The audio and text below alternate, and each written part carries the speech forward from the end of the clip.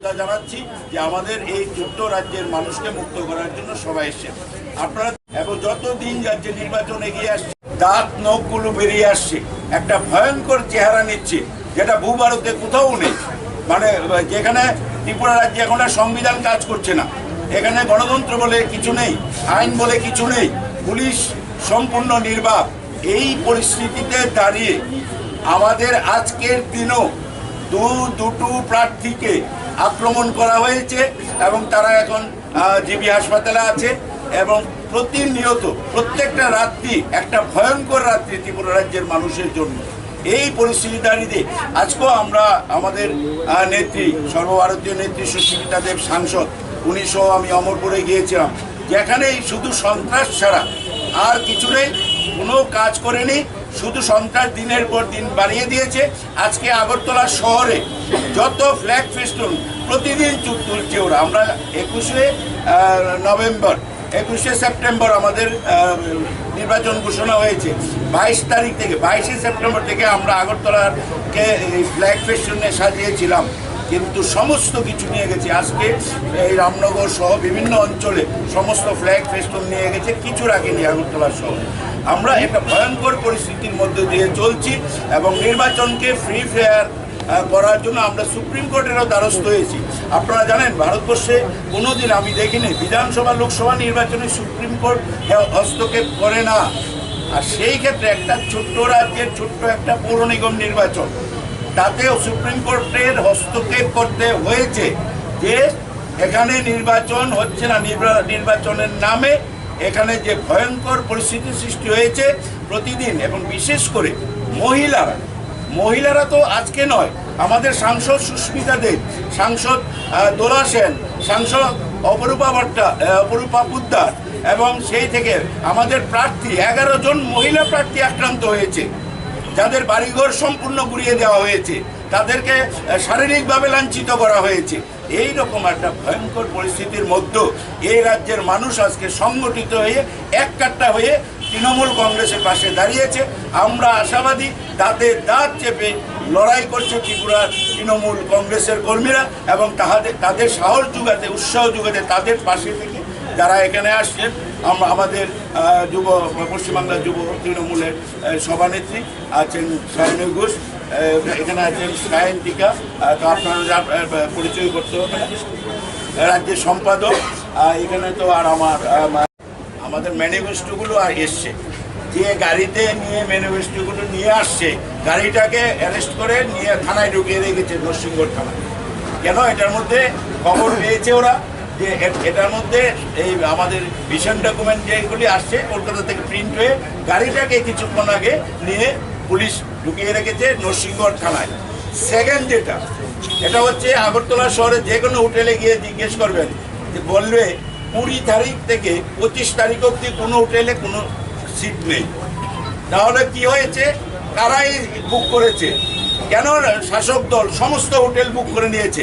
মানে উত্তরপ্রদেশ থেকে, আসাম থেকে, বাইরে থেকে সব গুন্ডারা আসবে, হোটেলগুলো পুরোটা বোকা। 20 তারিখের পর আপনারা গিয়ে আমরা চ্যালেঞ্জ ছুড়ে দিচ্ছি, একটা হোটেলও একটি বর্ডার সেখানে সুযোগ পাবে না যাওয়ার। তাহলে ওরা কি করছে? আমাদেরকে তাড়িয়ে দিচ্ছে, পশ্চিমবাংলা থেকে যারা এসে তাদেরকে তাড়িয়ে দিচ্ছে, হোটেলগুলো ফাঁকা করছে। সেই হোটেলে ইউপি থেকে, বিভিন্ন রাজ্য থেকে, আসাম থেকে তাদের লোকরা এসে সেখানে ঢুকবে। এবং এই পরিস্থিতিতে প্রকাশ্যে আজকে ঘোষণা দিয়েছে, কোথাও কোনো মিডিয়া কাউকে কোথাও তৃণমূলের সিম্বল জোড়া ফুল দেখাতে পারবে না। আমাদের কাছে খবর আছে এবং আমরা জানি কালকে থেকে এটা বন্ধ করে দেওয়া হচ্ছে। সমস্ত ক্যাবেল যারা অপারেটর তাদেরকে ডেকে থ্রেট করা হয়েছে, কোনো জায়গাতে যদি এই তৃণমূলের সিম্বল দেখানো হয়, তৃণমূল নিয়ে একটি শব্দ ব্যবহার করা হয়, আমরা কিন্তু ক্যাবেল লাইন কেটে দেব। ব্যাপারটা খুব খোলাসা, কারণ তৃণমূল কংগ্রেস ওনাদের মতো কিছু রেখে রেখে কাজ করে না। আমরা সবটাই একদম পরিচ্ছন্নভাবে, আমাদের 16 নম্বরের প্রার্থী তপন দত্ত ডোর টু ডোর করছেন, ওই জায়গাটাতে কিছুটা একটা সেন্সিটিভ এরিয়া। উনি আমাকে বলেছেন সেই জায়গাটায় ডোর টু ডোরটায় আপনাকেই থাকতে হবে। তা আমি যাচ্ছি, আর আমরা এই রাজনীতি করি না, আমরা সৌজন্যতা আমরা জানি, তৃণমূল কংগ্রেস এটা খুব ভালো জানে। ওনার ডোর টু ডোর করার সময় আমাদের 40-50 জন লোক ছিল, সবাই যখন ওনার বাড়ির সামনে গেছেন তখন আমি ওনার সঙ্গে দেখা করেছি। এটা আমাদের সৌজন্যতা, ওনার সঙ্গে আমার দীর্ঘ পরিচয়, একসঙ্গে রাজনীতি করেছি, প্রত্যেকের বাড়িতে গেছি, ওনার বাড়িতে আমি কি যাব না? আমরা এই সৌজন্যতা জানি, এর মধ্যে কোনো ব্যাপারও নেই। আমরা আমরা আমাদের সুবলদা সুজিত বাবুর বাড়িতে গেছে। What is stopping Tripura police from taking action? Sujit দত্তর বাড়িতে সুবল ভৌমিক গেছে, তার মানে কি সুজিত দত্তর স্টেটমেন্টটা বাতিল হয়ে গেছে? লেখেন গো, আজকে যদি আমি বিপ্লব দেবের কাছে যাই কোনো কাজের জন্য, ত্রিপুরার কোনো উন্নয়নের কাজের জন্য, ডাজ ইট মিন কি আমি বিপ্লব দেবের সঙ্গে মিলে গেছি? বিপ্লব দেব যদি কোনো উগ্র স্টেটমেন্ট দেয়, Tripura police must take action. How is it relevant it Subal da কার বাড়িতে গেছে? সুজিত দত্ত কি বলার চেষ্টা করছে যে উনি তো অস্বীকার করে নিয়ে স্টেটমেন্টটা বলেছেন। এই রেফারেন্স আরেকটা কথা বলছি, ওই দিন ঘটনা তো হলো, এই ঘটনা নিয়ে ওই দিন আমরা পশ্চিম থানায় সুরজিৎ দত্তর বিরুদ্ধে আমি এফআইআর করেছি। এটা হচ্ছে আরেকটা তৃণমূল কংগ্রেসের উপরে অ্যাটাক করা হয়েছে এবং 33 নম্বরে একজন আমাদের কর্মীকে, যেখানে রাকেশ বাবু দাঁড়িয়েছে, ওনার এখানে অ্যাটাক করা হয়েছে। রাকেশ কুমার যেখানে দাঁড়িয়েছে, ইট ইজ সিম্পল। পুলিশ আমাদের প্রোগ্রাম ক্যান্সেল করছে, আর যেখানে ক্যান্সেল করতে পারছে না, যেখানে প্রোগ্রাম সাকসেসফুল হচ্ছে, আমাদের ওয়ার্কার আর লিডারদের মারধর করা হচ্ছে। যেখানে দেখেন তেলিয়ামুড়াতে আমাদের মিছিল হলো, ওয়ার্কার্স মিট হলো, সাকসেসফুল হলো, তেলিয়ামুড়াতে মারপিট হলো।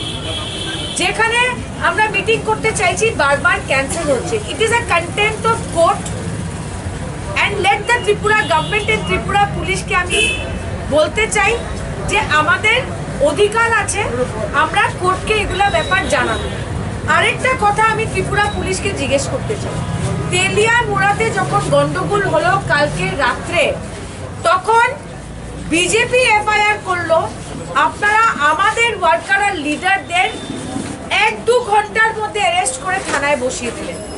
আমরা 11টার বেশি এফআইআর করেছি। কি সুবলদা, 11টার বেশি এফআইআর করেছি। আমি ত্রিপুরা পুলিশকে জিজ্ঞেস করতে চাই, আপনারা কতজনকে অ্যারেস্ট করেছেন? How many arrest have you made? এবং আমরা ক্রিস্টাল ক্লিয়ার যে ত্রিপুরা পুলিশের উপরে বিজেপি মুখ্যমন্ত্রী, মন্ত্রী এবং পার্টির চাপ আছে। কেন আমি এখন প্রমাণ করে দিচ্ছি।